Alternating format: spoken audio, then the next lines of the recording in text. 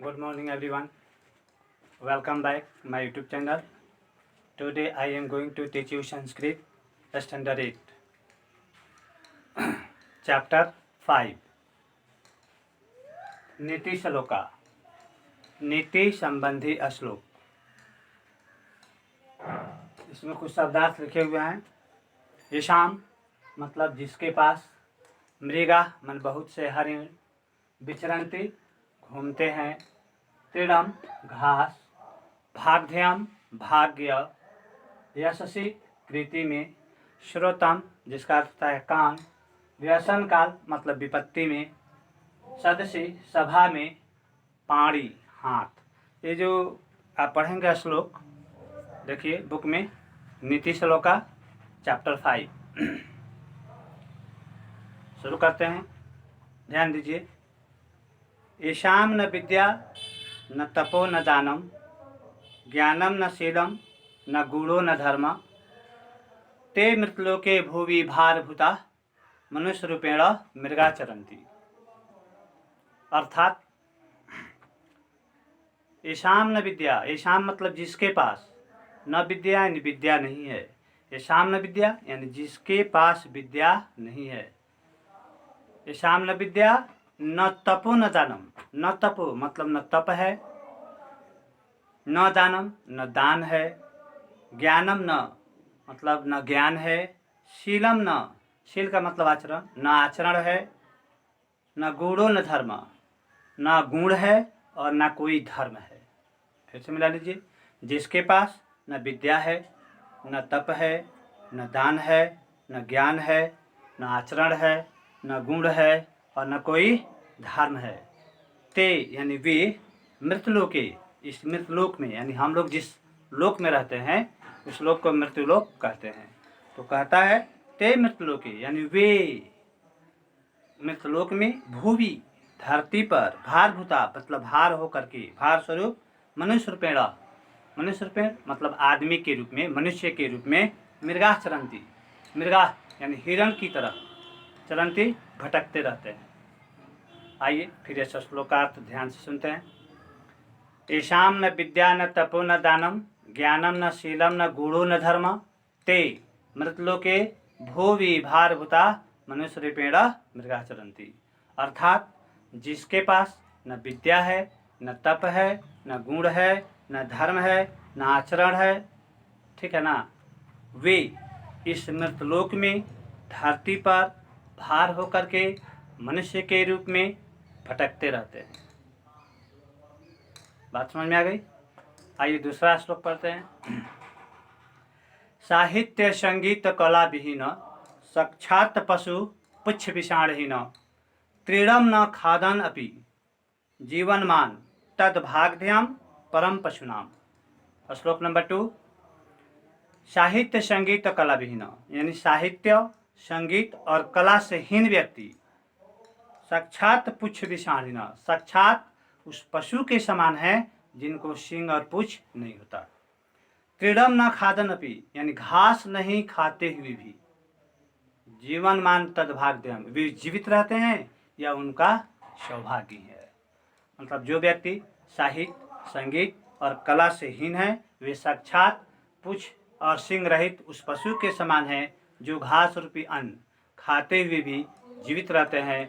यह उन पशुओं के लिए परम सौभाग्य है। बात समझ में आ गई। तीसरा नंबर देखते हैं।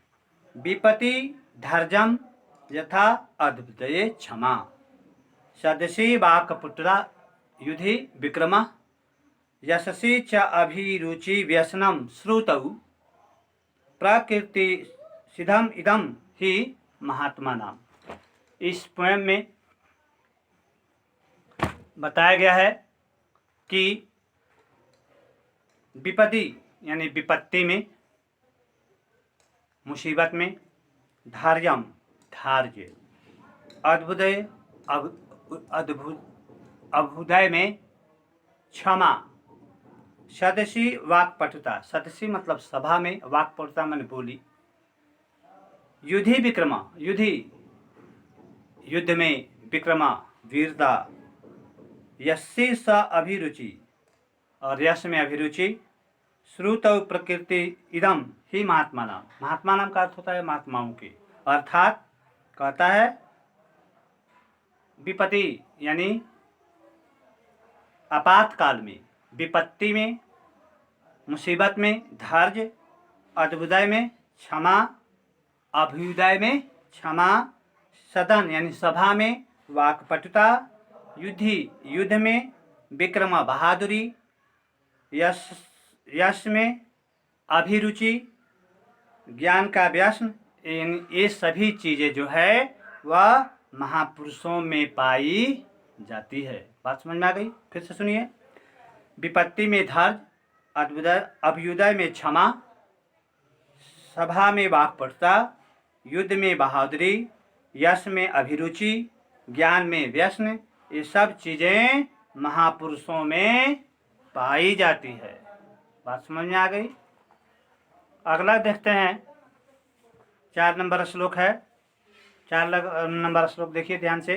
कहता है श्रोतम श्रुतनैव, श्रोतम श्रुतनैव न कुंडलेन, दानेन पाणि न तु कंगनेन, विभाति कायः करुणा प्राणाम।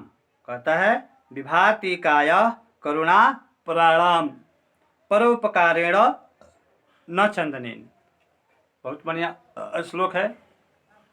इस श्लोक नीति श्लोका में 4 नंबर में बताया गया है कि श्रोतम श्रुतनैव, यानी श्रोतम मतलब कान जो है, श्रुतनैव शास्त्र सुनने के लिए है, अच्छी बात सुनने के लिए है। कान जो है वह अच्छी बात, शास्त्र की अच्छी बातें सुनने के लिए है। न कुंडनेन यानी कुंडल पहनने के लिए नहीं। जो कानों में औरतें जो कुंडन पहनती है उसी को कुंडन कहा गया है, बाला। कहता है कान जो है वह शास्त्र सुनने के लिए है, कुंडल पहनने के लिए नहीं। दाने न पाड़ी न तू कंगनेन, यानी पाड़ी मतलब हाथ, हाथ जो है वह दान देने के लिए है, कंगन पहनने के लिए नहीं। यानी दान देने से ही हाथ शोभता है, कंगन पहनने से नहीं शोभता। विभाति कायः करुणा प्रणाम, विभाति मन शोभता है, कायः शरीर, यह शरीर जो है शोभा पाता है। करुणा प्रणाम दयालु लोगों का, दयालु लोगों का शरीर कैसे शोभता है? परोपकारेण दूसरे की भलाई करने से, न तो चंदनेन चंदन लगाने से नहीं। फिर से ध्यान से सुनिए। कहता है कान शास्त्र सुनने के लिए है, कुंडल पहनने के लिए नहीं। दान देने से हाथ शोभता है, कंगन पहनने से नहीं। दूसरे की भलाई करने से यह शरीर शोभता है, मतलब परोपकार, दूसरे की भलाई करने से यह शरीर शोभता है, चंदन लगाने से नहीं। बात समझ में आ गई? ये 4 श्लोक हमने आज आपको बताया। इसमें 2 श्लोक और है, फिर हम अगले क्लासों में आपको बताएंगे। ठीक है, तब तक आप इसको रिवाइज कीजिएगा, याद कीजिएगा, और इसका अर्थ भी हम आपको बता दिए, उसको ध्यान से सुने ही होंगे। सब बातें आपको समझ में आ गई होगी। पहले मैंने पहला श्लोक बताया था, ये साम्य विद्या, मतलब जिसके पास विद्या नहीं है। ठीक है ना। दूसरा श्लोक में साहित्य संगीत कला विहीन था, यानी जिसके पास साहित्य संगीत और कला से जो व्यक्तिहीन है, जो व्यक्ति साहित्य संगीत और कला से हीन है वह साक्षात उस पशु के समान है जिसको सींग और पूंछ नहीं होते हुए भी, घास और पियन खाते हुए भी वह जीवित रहते हैं। यह पशुओं का सौभाग्य है। तीसरा नंबर मैंने बताया था विपत्ति में धैर्य, अभ्युदय में क्षमा, युद्ध में पराक्रम, है ना। चौथा नंबर वही बताया था श्रोतम श्रुतनैव, यानी कान जो है शास्त्र सुनने के लिए है, कुंडल पहनने के लिए नहीं। तो ये सभी बातें आपको समझ में आ गई होगी। ठीक है ना। फिर 2 और श्लोक बचता है, वो आगे क्लासों में हम आपको बताएंगे। ठीक है ना।